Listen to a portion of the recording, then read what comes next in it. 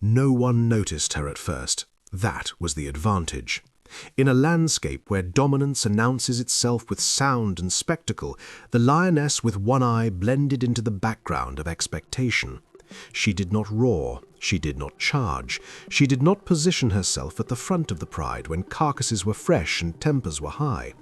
To observers, she appeared diminished, incomplete, already living on borrowed time. A missing eye in this environment usually marks the beginning of the end. Depth perception fails, reaction time slows, a lioness becomes a liability. That was the assumption. It was wrong. The injury came months earlier during a hunt that should have been routine. A buffalo turned late, horn met face, the damage was permanent. One eye clouded, then collapsed inward, sealing shut.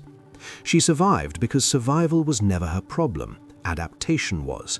While other lionesses compensated by aggression or reckless speed, she compensated by distance and anticipation. She stopped chasing the first movement and began watching the second. She learned to read muscle tension instead of motion. She adjusted position before danger arrived, rather than reacting after it did.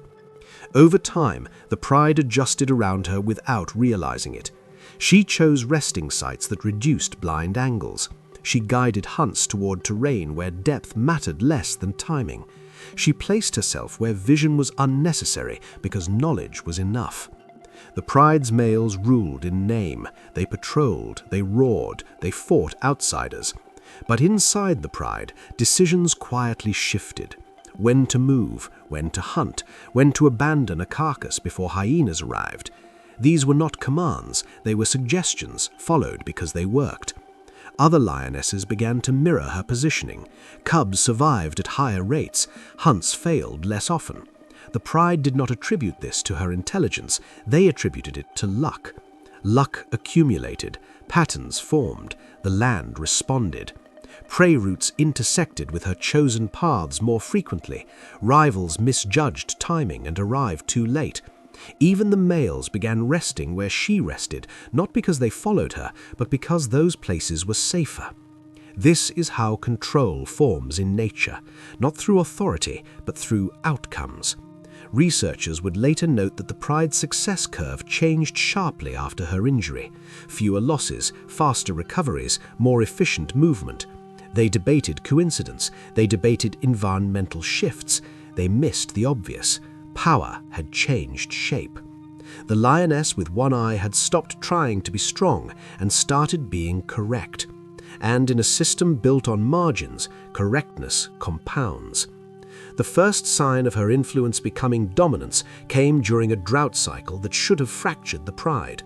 Water sources shrank, prey density increased, tension rose. Younger lionesses began challenging hierarchy through subtle aggression. Males grew restless, their patrols longer, their tolerance thinner. This is when most prides break. Instead, this one tightened. Movement became deliberate. Hunts were fewer but more successful. Cubs were relocated before danger arrived. When conflict surfaced, it dissipated without escalation. The lioness was always present at these moments, never central, never aggressive, simply positioned where attention naturally settled, not commanding, anchoring. By the time outsiders noticed the pride's unusual cohesion, it was already too late to intervene. The lioness with one eye had built something stronger than fear. She had built predictability. And predictability in chaos becomes authority. Control became visible only when it was challenged. The first challenge did not come from within. It came from a coalition of nomadic males moving along the boundary, testing the edge of opportunity the way all successful invaders do. They did not rush, they waited, they watched. The resident males responded as expected, roaring, posturing. Boundary patrols extended deeper into the night. Energy expenditure increased. Risk followed. The lioness with one eye did not join the displays. She did not need to. She repositioned the pride's center of gravity instead. Resting sites moved closer to escape corridors. Cubs were shifted incrementally, never all at once, never obviously. Hunts shortened, prioritizing certainty over volume. The nomads expected chaos, they encountered order. When the first clash came, it was brief and inconclusive. The resident males held, but barely. The cost was visible: limping, blood, fatigue. This is where most prides falter, caught between defending territory and sustaining life. The lioness anticipated this before it happened. She had already reduced dependency on contested zones. When the second clash came, the pride was not where it had been the week before. The nomads advanced into absence. No cubs, no carcasses, no panic, only tracks leading nowhere valuable. Frustration set in. The coalition split to cover ground. This is always the mistake. The lioness watched the separation and adjusted movement accordingly. She directed hunts away from isolated threats and toward neutral zones. The resident males recovered strength while the invaders wasted it. Over days, then weeks, the pressure reversed. The nomads left without a decisive defeat, confused rather than beaten. This outcome baffled observers. No dramatic confrontation, no clear victor, yet the pride emerged intact and stronger. Internally, the shift was complete. Younger lionesses deferred instinctively to the one-eyed female's positioning. Cubs followed her movement cues before responding to their mothers. Even the males altered their resting alignment, unconsciously adopting her spatial logic.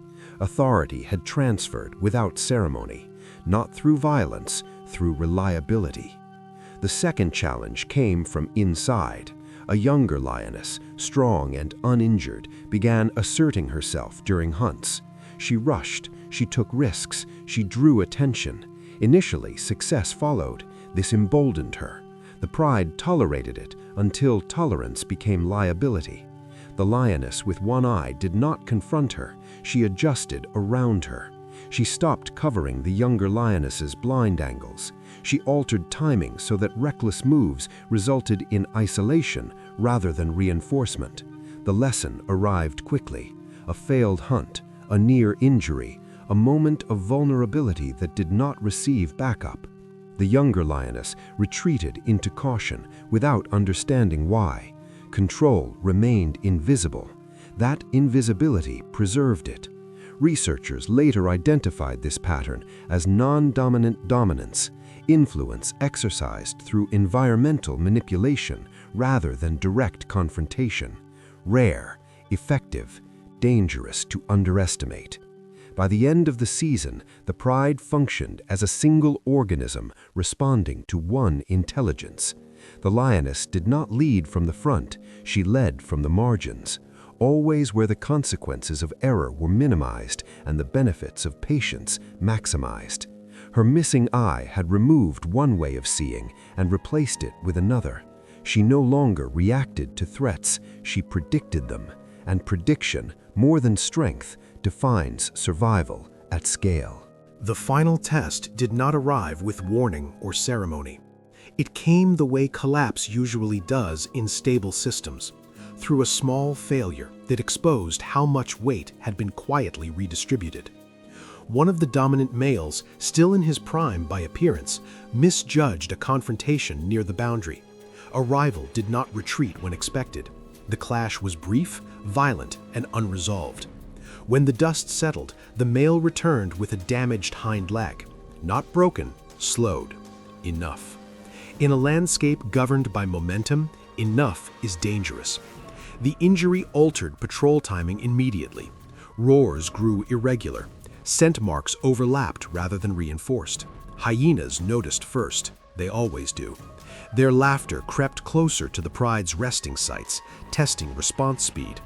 Vultures followed the pride longer after kills, unwilling to leave when chased. These were not attacks, they were audits. The system was being examined. This is where most prides fracture. Leadership panics, territory thins, lionesses scatter to reduce risk. Cubs are lost in the gaps between decisions. None of that happened here. Because before the injury, before the mistake, the lioness with one eye had already prepared for this exact moment without naming it.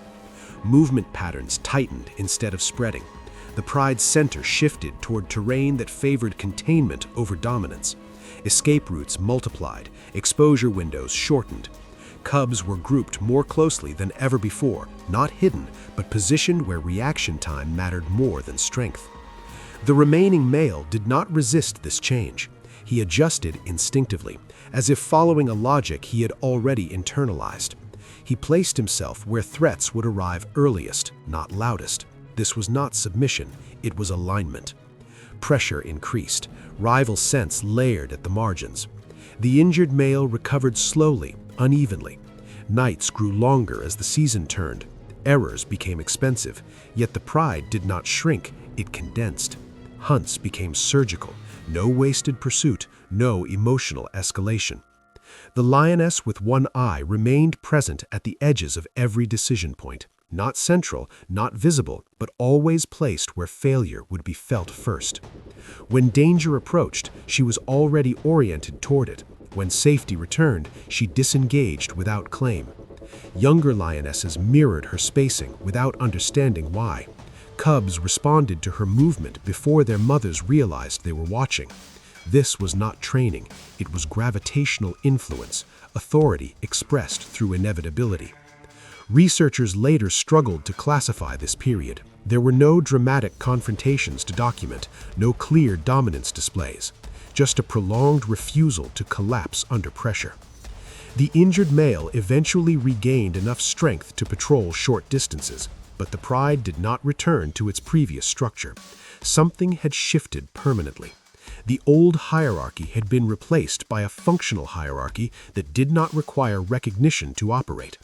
The lioness had removed herself from dependency long before the system needed her to. That was the point. When her end finally came, it did not disrupt the pride the way such losses usually do. She died quietly, away from conflict, her body claimed by time rather than violence. There was no visible reaction, no gathering, no behavioral spike, and yet the change was profound. The pride continued to move according to patterns she had introduced. Resting sites remained conservative, hunts prioritized certainty. Cubs were relocated early rather than reactively. Even years later, long after new lionesses had entered the group who had never seen her, the structure persisted. This is how real dominance survives death, not through memory, but through replication. Her influence had outlived her presence because it had become invisible, embedded, functional. She had proven something uncomfortable for those who study power through spectacle, that intelligence does not announce itself, that leadership does not require recognition, that injury does not equal decline if adaptation replaces expectation. The lioness with one eye did not control the pride by force. She removed the need for force. She anticipated where risk would emerge and made it irrelevant before it arrived. She understood that in systems governed by scarcity, the most valuable skill is not aggression, but timing, not speed, but positioning. The Savanna recorded her reign the only way it ever records truth, by continuing to function as if she were still there. Cubs survived. The pride endured. Rivals failed to find opportunity. Her legacy did not become legend because legends invite challenge. It became infrastructure. Quiet, unquestioned, effective. Somewhere in the tall grass, long after the injury that was supposed to end her had already been forgotten, the pattern she built continued to move across the land. Not loud enough to be celebrated, not fragile enough to be threatened, and that is the final lesson she left behind. The most dangerous rulers are not the ones everyone fears. They are the ones no one realizes they are following.